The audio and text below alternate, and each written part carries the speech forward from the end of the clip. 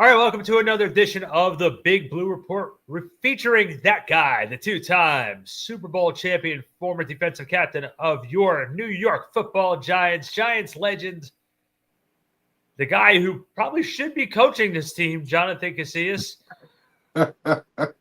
Ryan Darlington, the professor, he has coached Little League Soccer before.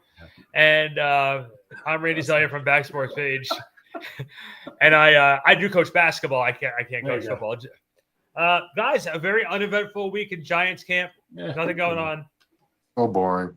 No biggie. Nothing to talk about. Don't even know why we're here tonight. You know, it's one of those. Yeah, one of those. We'll figure something out. Before we get started, this is a listener-supported podcast supported by you, the New York Giants fan. Click on the link to help keep this show free. Get your Giants gear at NFLshop.com. Go there now. Support this show and support Big Blue. All right, boys.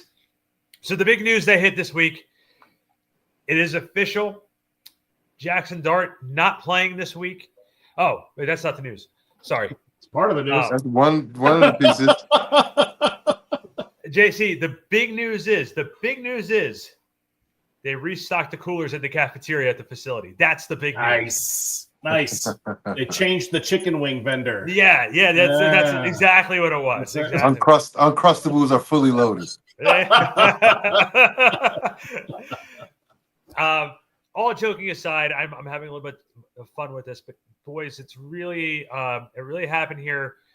The thing that I guess we knew was inevitably going to happen finally happened. Brian Daboll was relieved of his coaching duties. I want to say that I was shocked by it, but I wasn't shocked. I think I was more shocked maybe at the timing. I thought maybe it just wouldn't have been renewed or they would have waited till the end of the year. JC, you've been through this in-season firing before. Can you give us the perspective that you had from this when it happened in 2017? Oof. That is alluding to the coach, Ben McAdoo, firing right after he benched a Manning and Eli Manning, a long-time Giants quarterback and captain, Iron Man of the Year, two-time Super Bowl MVP champion, benched him, and shortly after that he got fired. It went downhill, guys. It went so downhill. The situation, I think, is a lot different. You had a guy coming off of, the year after and McAdoo, the playoff win. The playoff appearance, 11-5 season. The last time the Giants have done that was 2016. And it was more of, I think, the failure to meet expectation that year. It wasn't like multiple years leading up. I think this one had, 3 years where the Giants drastically underachieved. And then the final straw was the Giants losing the fourth game this year when leading by 10 points. I don't know if the Dart injury situation had a lot to do with it. Maybe had a little bit to do with it. I don't know if it had a lot to do with it. But all of the factors that go in had something to do with Brian Daboll being fired. The thing that I feel like has the most similarities is that when you talk about Giants pride and the Giants culture, you're just falling so short of that. And it's not that they're okay with it. Nobody's okay with losing. But it's almost became a routine of, the same answers after the game, the same ways of losing the game, defensively not being able to stop anybody, defensively, and going into this 2025 season, everyone was heralding this defense as being a world stopper. And the truth is they haven't stopped anybody this year. And physically, they're being dominated. When I say physically being dominated, meaning they haven't stopped a run at all this season. They're at the bottom 2 or 3, if I'm not mistaken, in rushing yards. And when you think about a physical mentality, you think about establishing a run and stopping the run. And the Giants just haven't done that. They look like they don't know how to finish games because leading up to this year, it was all about getting the competent quarterback play. I think that was kind of the consensus from pundits like us, fans of the sport, guys that analyze and critique the Giants, and I think that was in-house belief as well. We're a good quarterback play away from being a contender, and you got good quarterback play. You got a rookie that's leading the league in rushing touchdowns, a quarterback that is basically leading all rookies, even second-year quarterbacks in efficiency, and he looks like he is the franchise guy, but the results are still the same. 2-8 for 3 years in a row. It was enough. Looking back at that 2017 season when the Giants moved on from Ben McAdoo, guys, it was really bad. We didn't do really anything that year. We won 3 games for the entirety of the season. And when I look back at my career, that was one season that I just can't, like, that really happened. Like, I can't really believe it happened. You know, we lost 5 games straight to start the season, and then it just kind of snowballed on us. It got out of control, and I don't have answers to what happened that year. And I think if you look at the guys in the locker room and you ask them what's going on, I don't think anybody truly has an answer to what's going on right now. Yeah, because if they knew, they'd fix it. Right. JC, from being around the team at that point, from the outside looking in, again, you were on the inside. Can I tell you what? It's the wrong perception, but can I give you what our perception was from that 2000 season? We felt that the team went into the season a little bit with the chip on the shoulder. I think almost like believing the hype, like, okay, this is what we did in 2016. We're already right here. This is where we're going to go. Instead of reestablishing that we were right here and then moving to that next step. Does that make sense? I hope I'm explaining it the right way. No, I think I agree with you. You know, I think that just believe a lot of their own clips. Yeah. Yeah, collectively as a unit, we felt like we've arrived. And the truth of the matter is every year is different. Every year is a new year. It doesn't matter what you did the year before. When you look at the Chiefs and their magical run to 3 Super Bowls in a row, they had the naysayers in every single one of those years, and they weren't looked at. They were overlooked. I mean, 2 years ago, I picked the Bills to beat them in the playoffs. I also picked Baltimore to beat them in the playoffs, and they shut me up and went ahead and got to the Super Bowl again. Every year's a new year, and I kind of agree with you. Me being the guy that I was and playing on a Super Bowl team twice at that point in my career, and also playing on a winless team in the middle of October, you know, I kind of had a better sense of, how the league worked than I think collectively as a unit we did. And I'd never thought that at all. You know, I was an undrafted free agent, a guy that on every team I played for, I was on the back of the depth chart at the start of almost every season that I've ever played. So I knew that it wasn't given. I was grateful for the opportunity to be in the league, and I understood that it was a blessing, and it was God's grace that I was playing in the league. And every year I approached it the same exact way. And if you don't have every single guy doing that, it looks like what it looks like now. It looked like what it looks like in 2017. You know, and it was funny too. We were discussing, Ryan and I were discussing earlier today. I threw a name out there to him about, we talk about, I don't want to say lack of effort or anything of that sort, but Dexter Lawrence doesn't have a sack this season. Mm-hmm.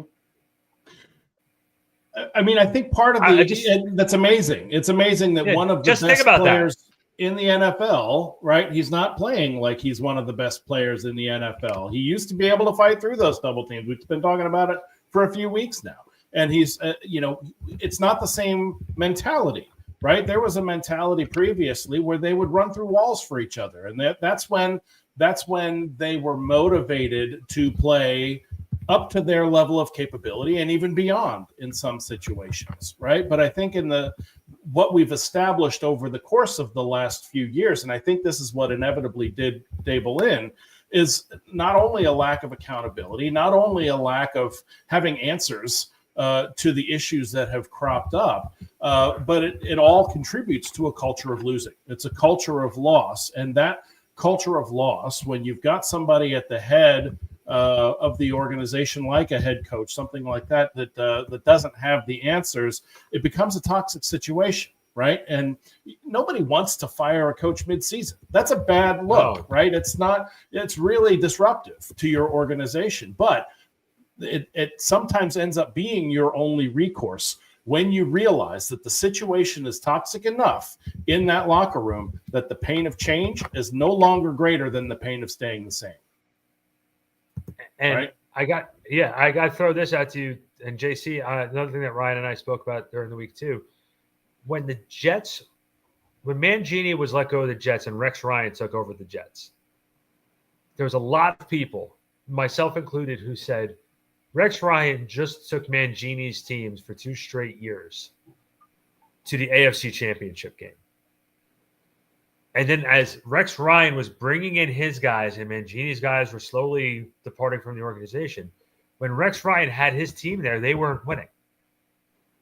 You now can make an argument that Brian Daboll took Joe Judge's team to the playoffs in his first year. That's an argument that you can actually make. Yeah. I mean, then you could go back and look at Gruden and what he did with the Tampa Bay Buccaneers when he took over from why is the coach escaping me right now? Did he take over Herm? Dungy. No, it's Dungy. Tony Dungy. Tony Dungy's team. You could argue that, but at the end of the day, for me, like I said, every year is a new year. And yes, you have some carryover from the year before, but. And that you can hear the players saying this too.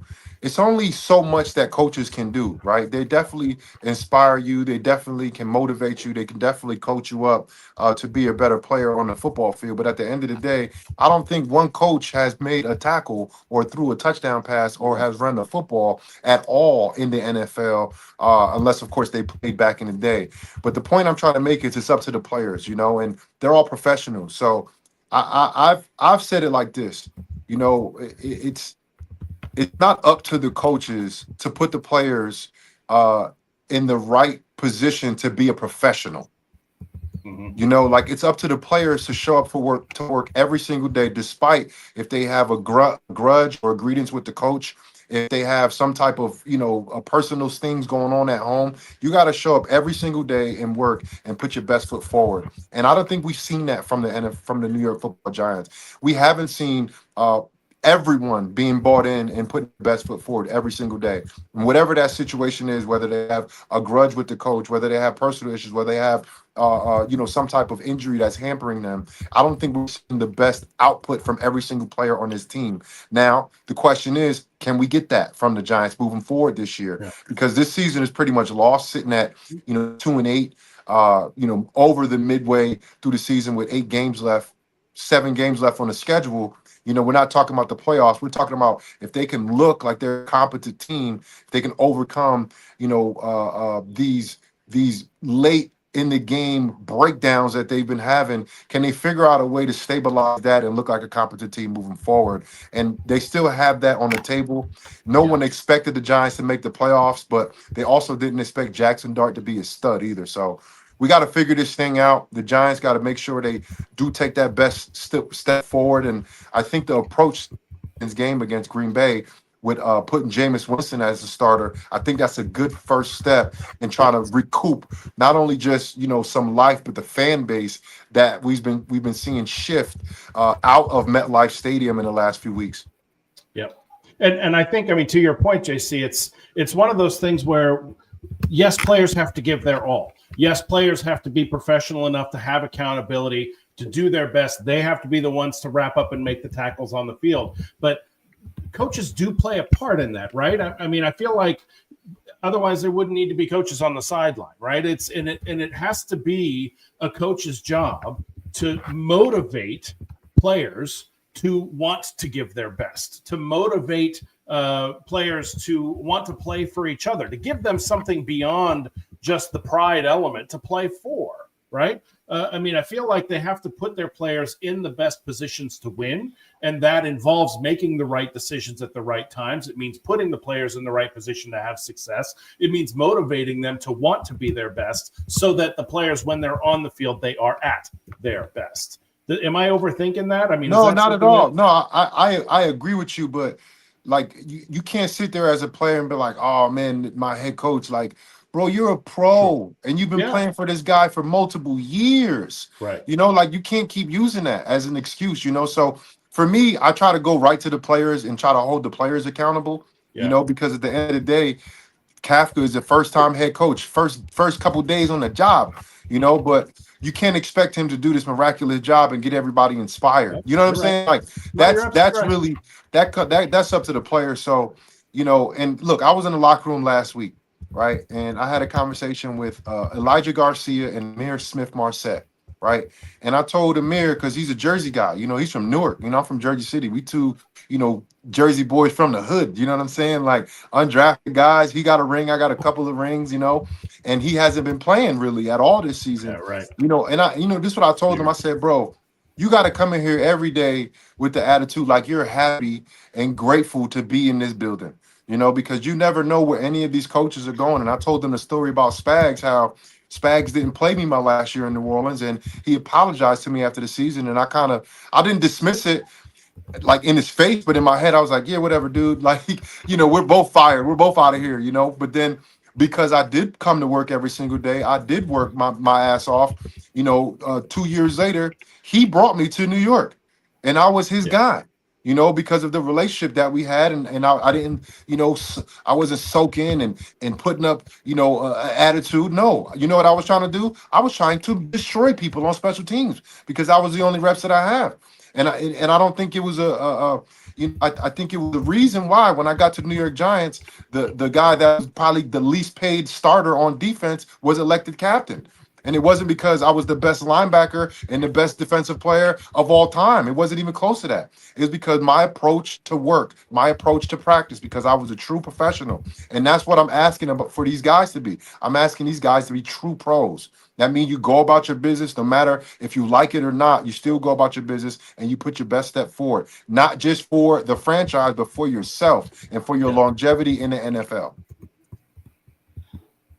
Look, the other part of this too is, you know, Daboll. There was I don't know if you guys read the transcript I sent you guys earlier today with Brian Burns, but there's a lot of reports coming out of the locker room that, you know, Daboll not only lost the team, but he's also lost the front office. And there's mixed reports now that they didn't even include Joe Schoen in the decision making. It was an ownership decision, and they just went with it. There's another part of it, another rumor going around that was being reported that Joe Schoen and Brian Daboll have been on the outs the last couple of months anyway.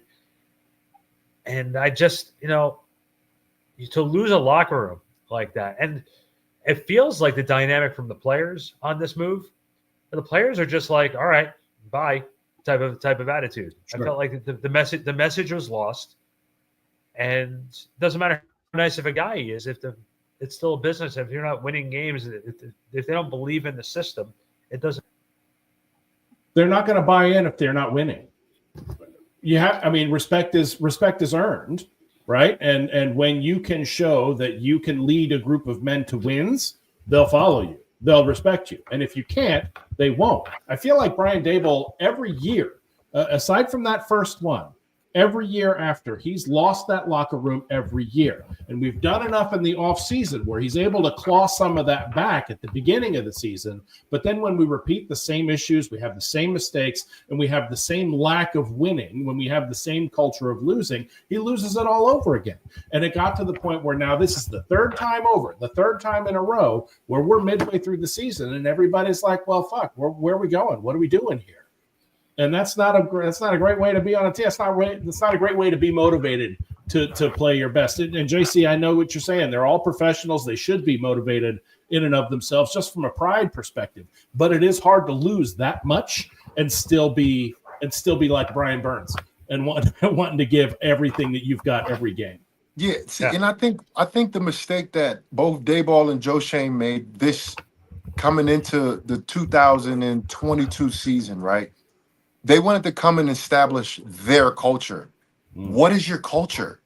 You're a first-time GM. You're a first-time head coach. You don't even know what that is.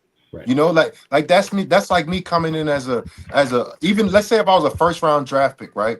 That's like me coming in to the Saints saying like, oh yeah, I'm gonna run this team and I'm gonna establish my culture. What culture? I've never tackled an NFL running back in my life. You know, so I feel like just like I did when I was a rookie, I went in there and I learned from the guys that had more experience than me.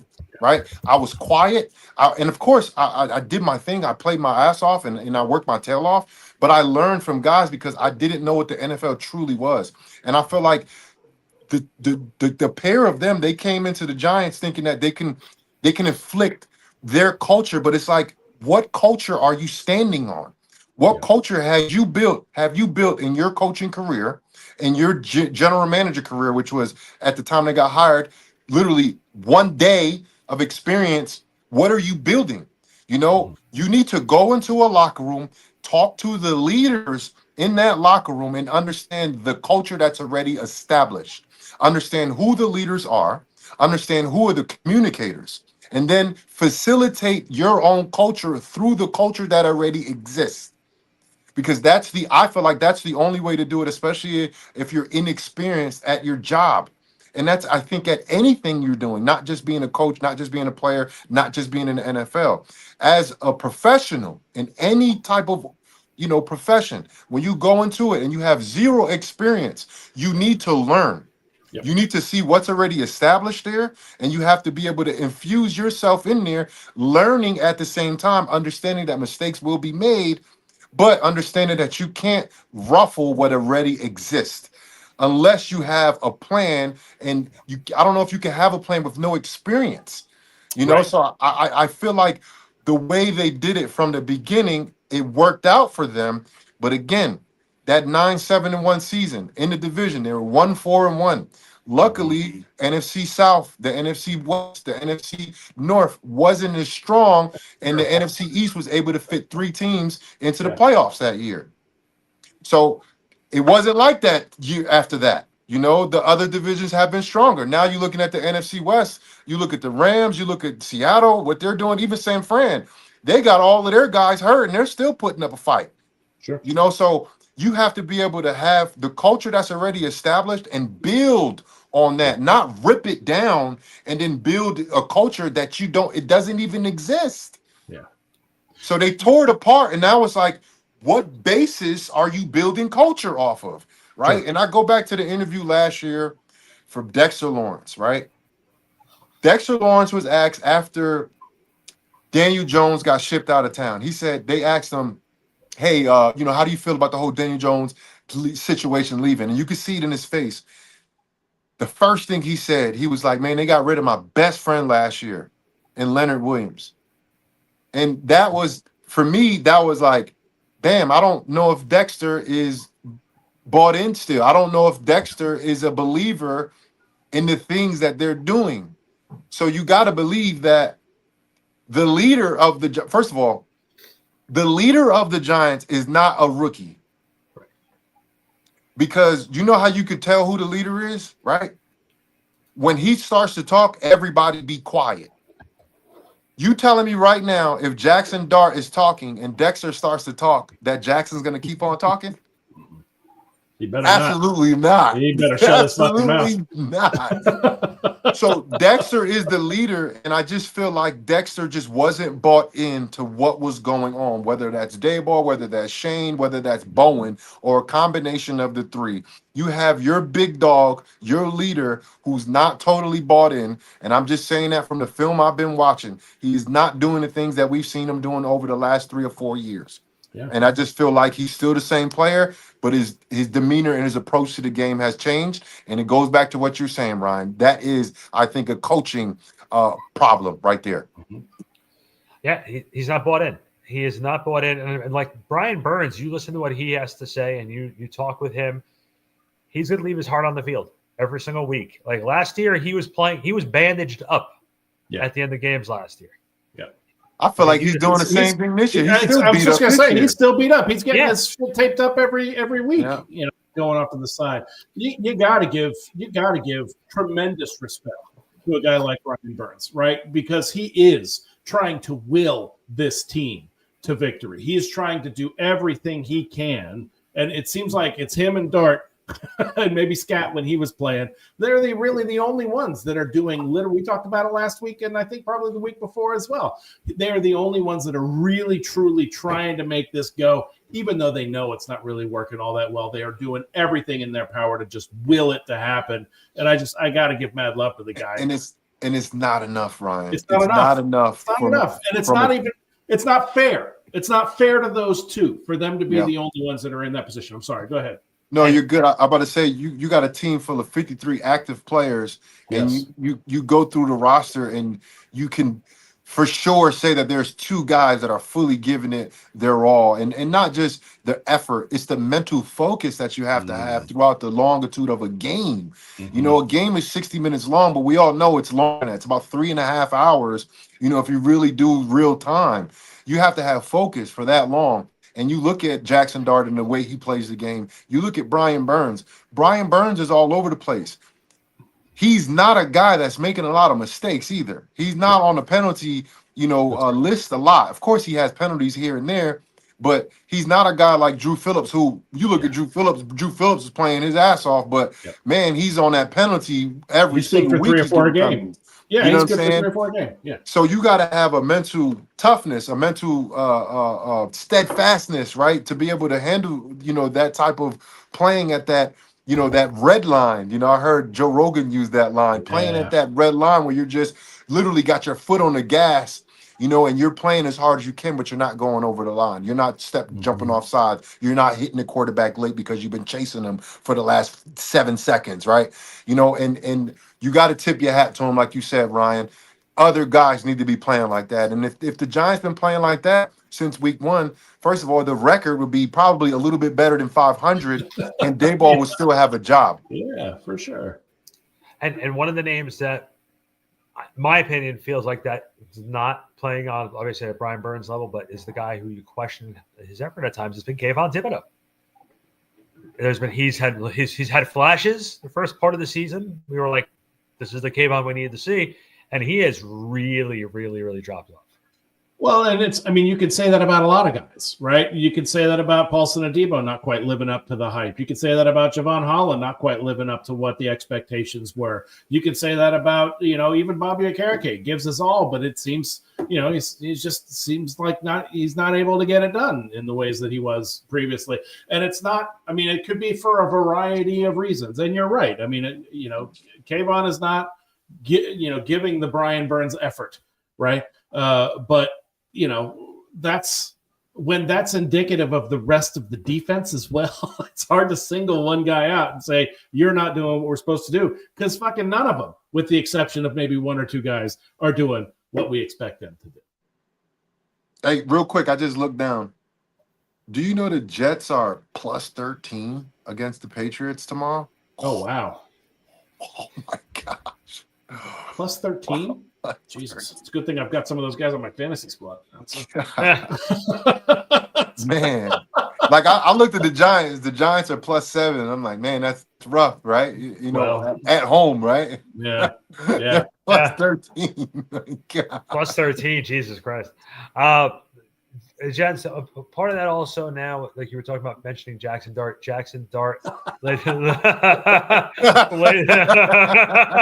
producer Ryan calling it like it is. So Jackson Dart obviously playing this weekend. Jameis Winston getting the start. Russell Wilson, man, he says he still wants to play and he still feels he can perform at a high level. He had that one game against the Cowboys earlier this year. Ryan's like, look, I want to be 6'8" and do porn for a living, but these things are not going to be happening. Come on, you can want all you want. But oh man, there's a reality. That might have been the greatest. That's a T-shirt. That's a T-shirt. We have to put that phrase on a T-shirt, and we sell that. I should be doing porn for a living. Oh God, I hope none of my colleagues are watching. Okay, here we go. Yeah, it's I'm glad that Mike Kafka made that move, because man, you got to get fans, man. You got to get fans to go to the stadium and watch the game, and as we all know, we've been discussing this. It's been rough at MetLife.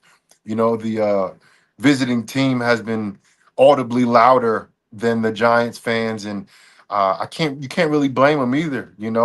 From what they've been seeing, and I think the Giants' offense has been improved over since we've seen them the last few years. But that really goes back to the play of the quarterback, because a lot of drops from the wide receivers. Not a lot of good run game from the running backs themselves when Scatterable left. Jackson Dart has been the lifeline of the offense, and then defensively, man, they really can't stop anybody. And they literally having 10-point leads late in games. And guys, I knew the Giants were going to lose. Yeah, of course. Giants lose those games. They just do. Sorry. No, go ahead. I mean, look, that's the culture of loss. That's what we have seen over the course of, even beyond the last few years. When we're talking about the Pat Shurmur days, the Joe Judge days, we lose those kinds of games, right? Since Coughlin was the coach, that's sort of our bag, right? I had a friend, we were up big when we played Denver, right? And I had a friend who was like, yeah, we got it in the bag. I was like, you better shut up, because we're not celebrating a thing here until the clocks read 0. And sure enough, because look, we all have to earn our fandom, right? And we've all been through situations where they've given us just enough hope to rip our hearts out at the very end, right? And we've seen it too many times. We've seen that movie before. So am I surprised? No. Do I fucking hate it? Yeah. I don't want to see that. Come on, man. Help me out here. So I am glad. JC, to your point, it's good that they made the decision, in my mind, to play Jameis Winston over Russell Wilson, because we know what Russell Wilson gives us, and it's not enough, right? We don't quite know what Jameis is going to give us. If we look at what he's done in the past, we can, he'll throw for 400 yards and have 3 picks and 3 touchdowns. Okay, I'll take that. You know what I'm saying? I'll take that over, because at least we're going to be throwing the ball. At least he's going to be a bit of a gunslinger, right? He'll throw his balls out a little bit and just got to go for it. And that's good, right? So when I think about the guys on the team that are going to give the team juice, right? If it's not going to be Dart and it's not going to be Scat because they're hurt, Jameis is the guy that's got the juice, man. He's got everybody believing. And I think everybody's going to want to play for him more than they would want to play for Russell Wilson. Do you guys think Russell Wilson will play in the NFL after this season? No way. No. Maybe as backup. Maybe he's just shown. I don't even know that that's the case, bro. Because he's going to be an expensive backup, Yeah. And not worth the money. He's an expensive backup right now. He had one good game for the Giants this year, right? Yeah, out of three starts, the worst defenses in the league. Yeah. Yep. So I think he's shown that everything leading up to his start was just words. You know what I'm saying? Like it was all hype. And then you get it on the field and it's not what you expected it to be. You have an outing like we had against the Commanders and you're like, oh shit, is that what we got? And then we saw it against the Cowboys and we're like, oh, well, maybe that wasn't what we had. And then you saw it again versus the Chiefs. Right? You're like, okay. So now I get what's happening. And then he has inserted in a couple of games. Yeah. And it's like, and every single time he went out there, it was like, oh no. He got booed. Like booed, guys. And can you imagine what kind of welcome he'd receive if he were starting on Sunday? He would get booed in his first 100%. They'd be booing all game. So this is a decision. I think not only was it good for the team, but it kind of had to be made, right? And we're gonna see what he can do. At least it's gonna be fun to watch him. You know what I mean? Yeah. If nothing else. To quote Harvey Dent from The Dark Knight, for Russell Wilson, you either die a hero or you live long enough to become the enemy. Yeah. And the villain. Yeah. Mm-hmm. Yep. He became the villain. He became the villain, and it's a shame. Because you know what? Like JC, beginning of the season, when you went to his press conferences and everything, he's so smart, and you listen to him talk, and he has such a good handle of the game. But you know what? Sometimes quarterbacks hold on a little too long, And maybe just right now, Russell is holding on a little too long. He knows what to say, right? He knows what to say, and he knows how to deal with the media. And so all of those interactions were great, and he had people believing that he could do it. I'm sure he believed he could do it himself. But then when the product on the field doesn't match the words, you know where it actually rests, where it rests. And now this is the part of the show where I get Ryan even more fired up. Oh, so you're going to talk about coaching? Yes, I am. Brian Daboll obviously relieved from his duties, but guess who still has a job? Your defensive coordinator. Yeah. I keep going back and forth on this one. There has been a lot of upheaval. When you remove a head coach and you bring in another one, that creates a lot of upheaval, right? And typically you want to limit the amount of upheaval that your coaching staff undergoes, right? So head coaches decide who their defensive coordinators are going to be, right? So if it's CAF at the at the beginning of next year, I'm sure he's going to put somebody other than Shane Bowen into that spot. But until then, there's a part of me that's like, all right, well, maybe there's some strength in the consistency. But then there's another part of me that's like, that makes no sense at all. This guy is 5-20 over his tenure as the Giants defensive coordinator.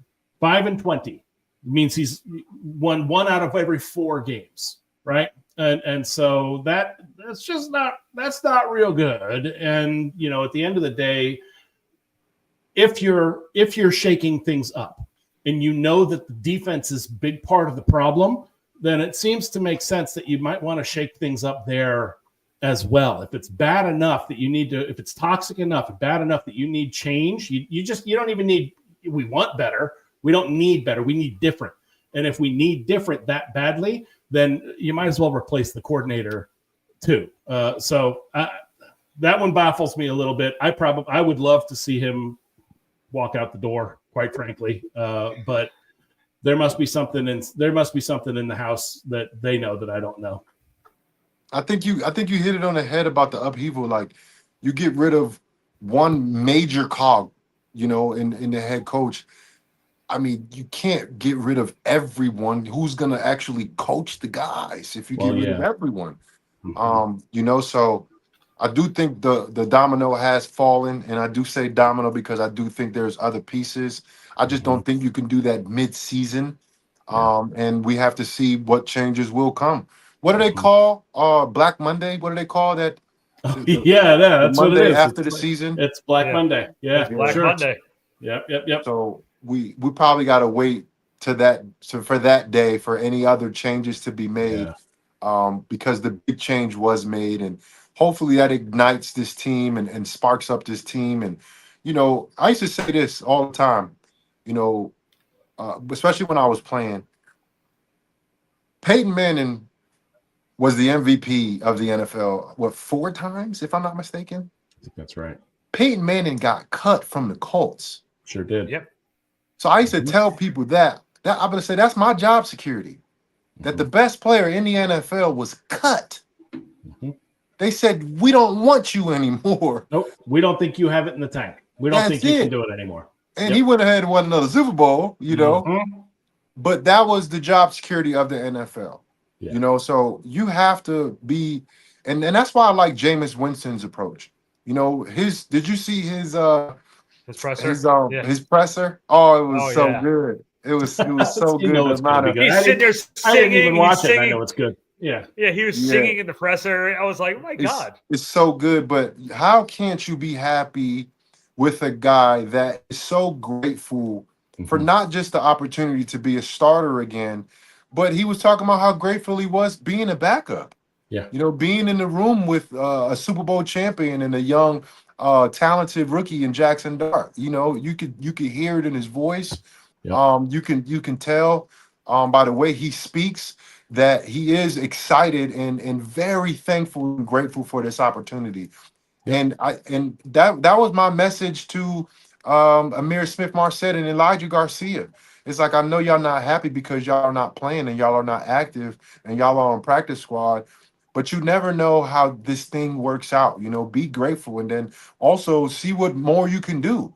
You know, Amir Smith-Marset, I told him, I said, bro, if you want to, if you want me to help you, I can help you on the coverage units. Now that makes you, more appealing to teams, and you're not just a returner and the fifth receiver on the team, but you're a gunner. You could play L1 on kickoff or R1 kickoff, R5. Guys run down the middle of the field. A safety. You have a tackling ability now. Like, you have different things that you offer them. And I told both of them that. I said, bro, so Peyton Manning got cut, and he was number 1 pick overall. I was undrafted, and I never was cut. I never got cut, because I made myself uncuttable. Yep. Even starting at the back of the depth charts, maybe I didn't check the box as being, can he start at linebacker? Maybe that box wasn't checked. Can he play at linebacker? That box was definitely checked. And then the special teams box was double checked. Yep. Because they saw the effort that I gave even when I wasn't playing on defense. And I did that my entire career. You have to have a team of guys built like that are happy and grateful to be in any role that they have in the NFL because they're in the NFL. Yeah. That's it. And tell me guys won't play for dudes like that. You know what I mean? Tell me they don't want to play for Jameis Winston. Tell me they don't want to get a win for Jameis Winston.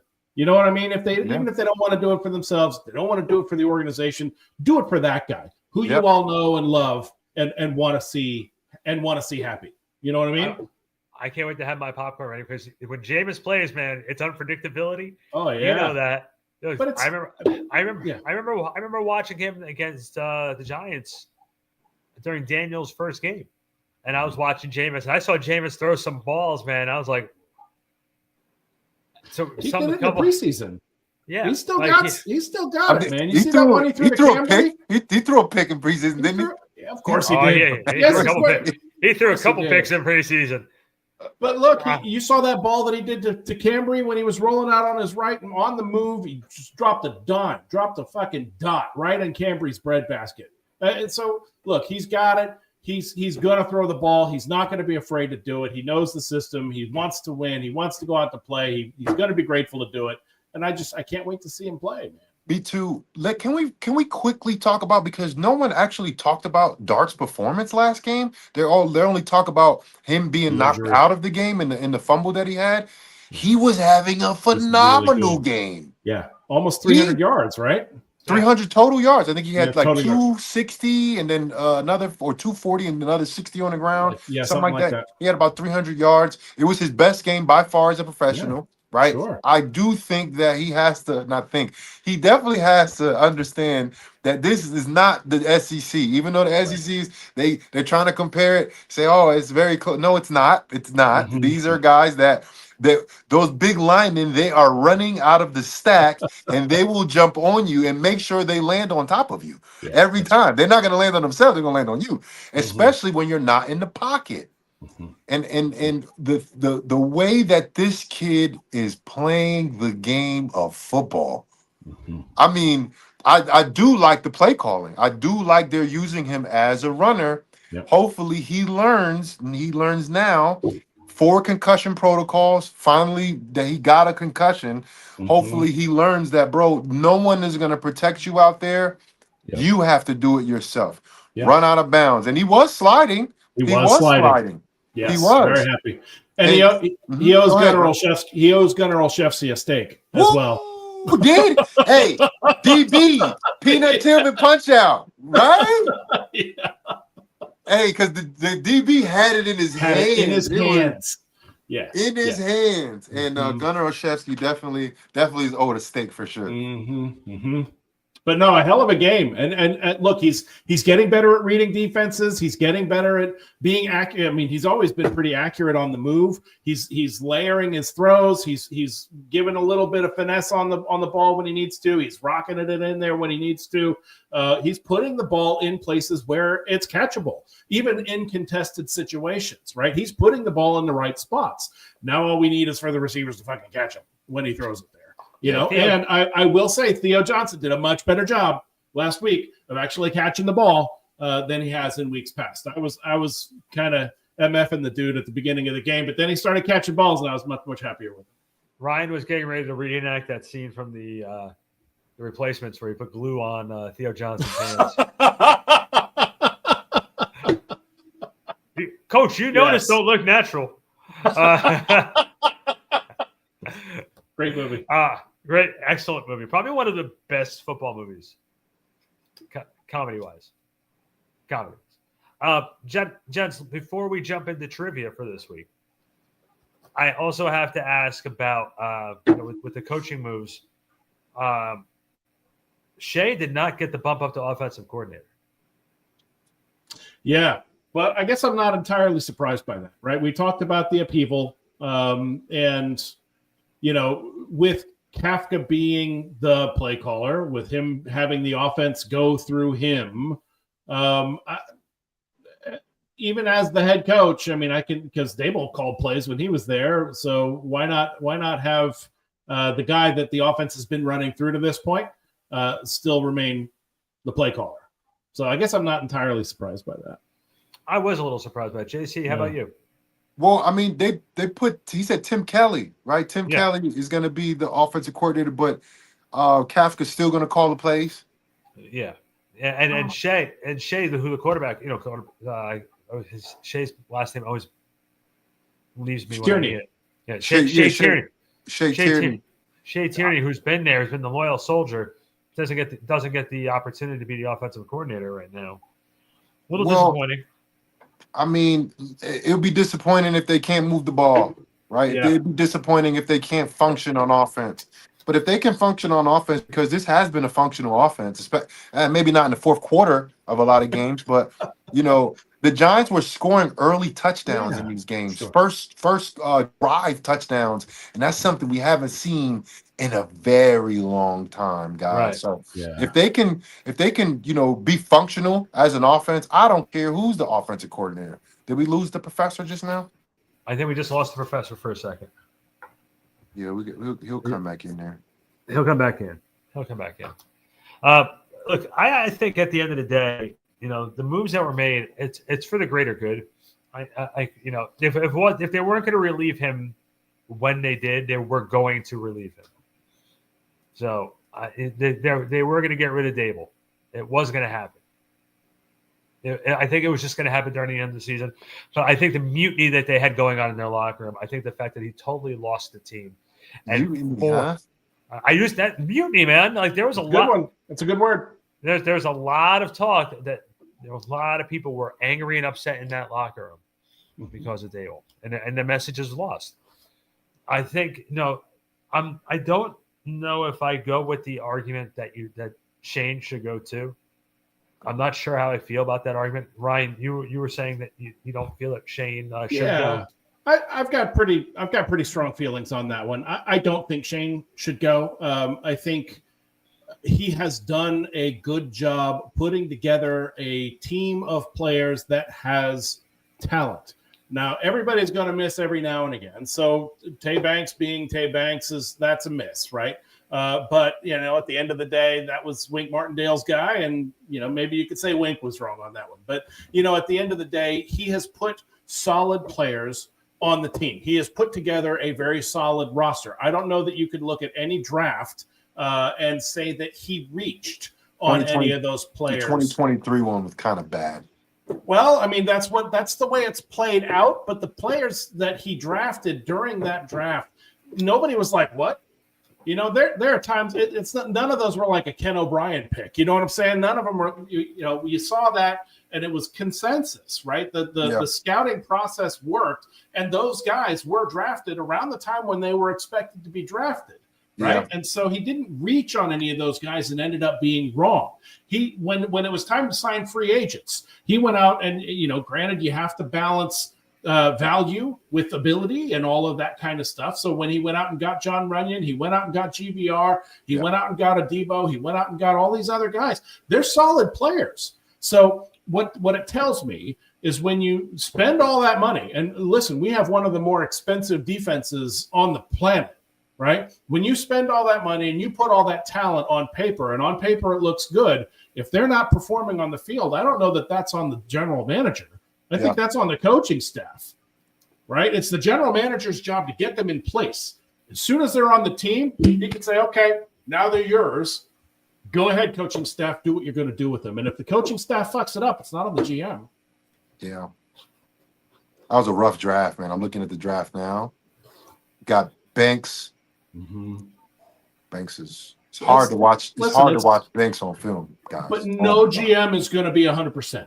Oh, right? I agree with that. But let me list off the guys, the names. All right, here we go. Got Deonte Banks, first round draft pick. Yeah. Giants, if I'm not mistaken, moved up to get him. Draft him. Mm-hmm. John Michael Smith, who's a serviceable center, but he's been hurt a lot. He's been hurt a lot in his young career. Jalen Hyatt doesn't play for the New York Football Giants, even though he's on the roster every week. Eric Gray's no longer on the team. Trey Hawkins no longer on the team. Jordan Riley no longer on the team. Javarius Owens no longer on the team. That's a rough draft. Can you read the following year's draft, 2024? 2024. That was much better. That was Newman a lot better. And that was the Neighbors. Of course, we know Neighbors, generational talent. Kind of a hard to miss on that one, right? Mm-hmm. Tyler Nubin, second round draft pick. Andrew Phillips, Theo Johnson, Tyrone Tracy, and Darius Muasau. So that draft was definitely a lot better. Mm-hmm. Everybody's a serviceable player that's playing for the New York Giants. Of course, Muasau being out right now due to injury. I think Theo Johnson has emerged as the number one tight end on the team. Very up and down play. You could say the same thing for Andrew Phillips, and you could say the same thing for Tyler Nubin. Tyrone Tracy's been out for a couple of games he's missed last year and this year, but he's definitely a serviceable player. And Malik Neighbors, he's out too. So yeah, it's rough. Like you said, it's hard to predict how good players are going to be because you're going off of what they did in the collegiate ranks. Yeah, sure. It's so hard. I went undrafted. Who knew that I was going to be as good as I was? Clearly, no NFL team did. Yeah. Sure. I mean, I do. Look, I mean, damn right you did. Vilma didn't know. Vilma didn't know. Vilma said he saw me. I came into camp. I was limping because I was hurt, coming into the season. I was wearing number 62 in training camp. He said, "Oh, there's no way this kid's making a team." That's I was like, "Really?" He said, "Bro, you were limping and you wore number 62 at 225 pounds." I was like, "You have a point there, sir. You have a point there." Notice that you said the word "sir" too, by the way. That's right. Oh yeah, that's right. Yes, Vilma. Yes, Vilma, sir. Now I call him like, "Fuck you, asshole." Hey, did you see? And that's why that's how I picked up the phone. He interviewed Trump on live television the other night at the game, at the Commanders game. Yeah, at the Commanders game, and we're all in a group chat and stuff. And I was like, "Hey guys, I don't really care not care, but no matter how we feel about the president, this is huge that our guy Vilma is interviewing the POTUS." So, shout out to John Vilma, man. You're still an asshole, but I love you, bro. and he's done a good job in the booth. Oh, he's awesome. He's awesome. He's fun in the booth. Mm-hmm. And by the way, got to also throw this out there too about the Giants for this week. Singletary is, I think, one of the last remaining guys on that roster who played for Daboll in Buffalo. Buffalo. So this must be a little surreal for him, knowing that this is the first time he's seeing the guy who sort of gave him a lot of his opportunities. Yeah, I'm pretty happy for Devin Singletary right now, though. I'm a little happy for Motor because he is getting a lot more opportunity, right? He's the line is not making a whole lot of holes for him. He's not they're not making it easy on the guy, but he's getting touches and he deserves to get touches, right? He's been effective for the most part. I think he's been pretty effective with the touches he's gotten. He had one of the biggest plays last week in the game. Was it 41 yards? The catch. Yeah, the catch was behind the line of scrimmage. Yes, made a guy miss who had him dead to rights for a tackle for loss and took off the sideline. And that's the thing. When you have a guy like that, man, who's just, he was slighted, I think, in the beginning of the season. I was just about to say that. With the emergence of Cam Scatterbull, never heard him complain.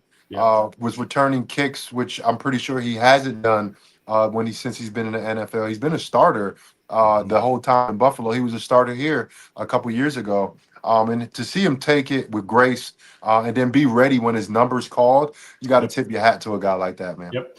And there was some talk about trading him, right? And if we had done that, JC, you were saying when that was a topic of discussion, he's not the right guy. He's not the right guy to move. And look, where would we be, right? Yep. With Scadaboo out, Tracy's our only back. He's just coming off a dislocated shoulder. Where the hell would we be if we didn't have Motor Singletary on the team? So, And by the way, I also saw that Scadaboo is now in the Twitch / making video world. He's walking around like he doesn't have a fractured ankle. Yeah. By the way. Goddamn guys walking around. You're sitting there going, listen, if you're feeling well enough to do those damn videos, buddy, get your ass on the field. Let's rock. Yeah. Well, all right, let's do trivia time right now. Hey, all right, let's do it. All right, here is this week's question. Since we are on the topic of turnover of coaching. Coaching turnover. Under Brian Daboll, the Giants won their first playoff game in how many years? Okay, so 2022, 6 years, 8 years, 11 years, or 13 years. Playoff game 2022. So the question is, did they win a playoff game in, let me do the math, 2016, 2014, 2011, or 2009? And I think it was B, 8 years. I'm going C. Yeah. 11 years. I think you're right. Go ahead. And the answer is D, 13 years. Their previous playoff win was the 2011 2011 is 11 years before. Yeah, what are you talking about? 2022. 2013, because remember, it was the 2012 playoff run. Your math is not correct here. Ryan did the math in his head, and he got the answer wrong. But your math is wrong. So even if we won our playoff game, because we won our playoff game in January, right? Right. Is that right? So in 2023, it's considered the playoff game in January. It's considered the 2022 season. It's considered the 2011 season is when we won the last playoff game. See, look, Ryan said the correct answer is C. That's 11. It's 11. 2000.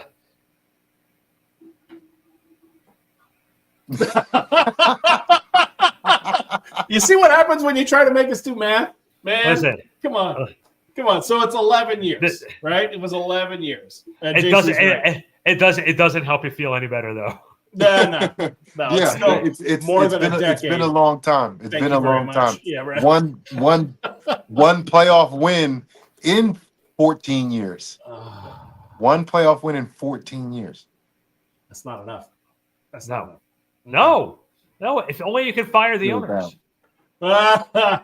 Well, listen, we're not going to talk about that. I'm staying away from that one. No, I'm staying away from that one. Well, and look at the bright side. At least you're not going to see any banners flying over the stadium this week.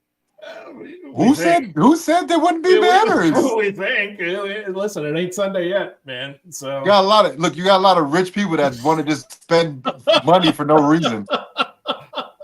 I can't believe the Jets. Well, the Jets won 2 in a row. They got a winning streak going on. Yeah, they matched. Can you imagine if after firing Brian Daboll, someone buys a banner and flies across the stadium and just says thank you? Yeah. You know what's so crazy? That would be the banner, probably. Probably. But let's talk about it though. Let's talk about Green Bay. Let's talk about what we can expect on Sunday. Well, real quick, I just had to say one thing about the banner. Can you imagine the banner sitting there saying, "Okay, 1 down, 1 to go"? What? Oof. Oof. That'll be interesting. We all know. You know. Did y'all watch? Was it the Monday night game? Eagles Packers. Was that Monday night? Ugly. God, that was ugly. It was. I only watched a little bit of it. A defensive struggle. Jordan Love. He hasn't really looked like himself in a few weeks. Yeah. Their defense is playing lights out though. Green Bay Packers defense with Sean Gary, Michael Parsons, man, they're playing lights out. They definitely going to present some problems to this offense. But Good thing you got a guy like Jameis who doesn't really give a fuck. He's gonna sit in that pocket and take a shot or two into the chin and still throw that ball down the field. But I'm definitely very concerned because if the Giants can't score, it's going to be a rough game. They have a really good running back over Josh there. Jacobs. He is as good as they come, and when you want to get your offense back on track, when you have a guy like that and you see this defense, you look to say, hey guys, we're going to work through the run game and we're going to establish the run and do play action off of that. That is football 101. That is the basics of football. That is establish a run, let your talented quarterback throw to these talented wide receivers, very talented tight end. Is he healthy? What's his name? Kraft? Kraft is not. He's sidelined. He's out. He's out. He is a dog. Yeah, he's good. He's a good player. Man, he's a good tight end. Yep. Good. Not good that he's hurt, but good that the Giants don't have to match up against that guy. The receivers are still very, very talented. And Jordan Love, man, when he's on, he's one of the better quarterbacks in the league. His accuracy, his ability to throw the deep ball down the field. Watson, he's definitely a deep ball threat. Dobbs is definitely a guy that will go up and get it. So the Giants are going to have their handful this week, and the Packers have lost 2 games straight. So this is a must win for them. Mm-hmm. It's feast or famine when you're talking about Jordan Love, and believe me, I know I've got him on my fantasy team. Either he's going to get you 33 points in fantasy, or he's going to throw up like 3 points. You know what I mean? So yeah, like last week he killed me. He killed me. Yeah, me too. Thank you very much, for fuck's sake. But anyway, so it really does depend on who we get. Right on Sunday, do we get the all-star Josh Jacobs? It's throwing the ball all over the place. Go ahead, JC. No, I was going to say, so it's a win-win for you. Jordan Love does really well. Fantasy is good. Jordan Love doesn't do well. Giants should probably win. Yeah. You want to know the funny part? The other guy, the other quarterback, because Daniel Jones is on bye and Jaden Daniels is out. I picked up our boy Jameis Winston. So it was there you go. I'm hoping for a shootout. Hell yeah. You know what's so funny? My first year ever playing fantasy was 2022, right? Yeah. This is right before I started doing the radio work. So I was actually at a sports bar watching Sunday football, which I haven't really done because I'm always working on Sundays. So I'm at a sports bar. I have A.J. Brown and Jalen Hurts as my top 2 guys, right? Yes. So I auto drafted. Like I didn't. Oh wow. Right. I didn't know anything about fantasy. One hell of an auto draft. Right. So I didn't know anything about fantasy. So I just auto drafted. Right. I got Jalen Hurts as my quarterback. A.J. Brown as my number 1 wide receiver. And I'm playing against a guy that had Saquon Barkley. Oh shit. The first week of fantasy football for me, I was like, I don't want to do this anymore. I don't want to do fantasy football because I caught myself cheering for the Eagles and then watching Saquon Barkley, like, I don't want to cheer against Saquon Barkley and the Giants. Like, this is so bad. Puts you in a weird spot. It's such a weird spot, guys. Anytime fantasy football, I think I was joking in the chat room for one of my leagues this year. We're all sitting there talking, and I'm like, you're a Giants guy. Why are you choosing the Eagle? I said, when it comes to this stuff, man, you do what you have to do. Sometimes you feel like you're kissing your sister. You just have to do it, brother. It's just one of those things. I threw up in my mouth a little bit when I drafted Daniel Jones. Right? I mean, it's just sometimes you just got to do it, man. You just got to take it, deal with it. It's funny. Ryan is giving us hints here, putting the Giants and Packers preview up. I think he wants us to stop talking about fantasy. Real quick, one last thing though. I'll tell you what also didn't help Daboll's cause: Saquon and Daniel. Yeah, well, and Xavier McKinney and Leonard Williams, and however many other guys that have. Everyone that left is doing really good. Mm-hmm. Oh man. Rough. All right. Well, let's talk about predictions, JC. I know you were breaking it down. What's your number for this week? Man, if they can protect Jameis Winston, I do expect a shootout. I do expect some points to be scored. I do not expect the Giants to hold this Packers team to a low and winnable number. So I do expect them to score some points. I'm going to go, if they do protect Jameis throws that ball around, I think it'll be 31-24 Packers, something like that. I'm of a similar mindset. I don't know that they're going to be able to slow down Micah Parsons. I don't know that they're going to be able to keep Jameis clean on the day, which is what would be necessary. I don't know that they're going to be able to make running lanes for Tracy and Singletary. I think the offense is going to struggle a little bit. So and they've got a guy named Josh Jacobs that's doing pretty well, and we've had some difficulty stopping the run. So I think that we're going to see a steady stream. Now, granted, I thought we were going to see a steady stream of DeAndre Swift last week, and we didn't. But I think we are going to see a pretty steady stream of Josh Jacobs this week. He did enough. He did enough. And look, I think that's probably where we're going to be this time around. I think it's going to be more like 31-17 Packers. Boys, I'll be 100% honest with you. I'm not picking the Giants by any means. Mm-hmm. I think that one thing that JC brought up is the Packers this is a must-win for them. And when if you're a good team and your backs are against the wall like that, you come out and you want to put the foot on the throat early. Doesn't matter what Jameis really does out there. I'm going to go 28-14. Yep. Packers over the Giants. Yep. Yeah. It's realistic. Let's see what we get. All right, boys. Well, guys, I really appreciate everybody joining this. Joining the show, watching the show on X, YouTube, Facebook, all your social and podcast platforms. We really appreciate it. For Jonathan Casillas, Ryan Darlington, I'm Randy Zellea. Producer Ryan, thank you very much. We always appreciate it. We will see you guys next week. Getting done with the Packers, and we have the Lions next, boys. I might take the week off. We'll see you. Sure. We'll see you next week on the Big Blue Report. See you guys then.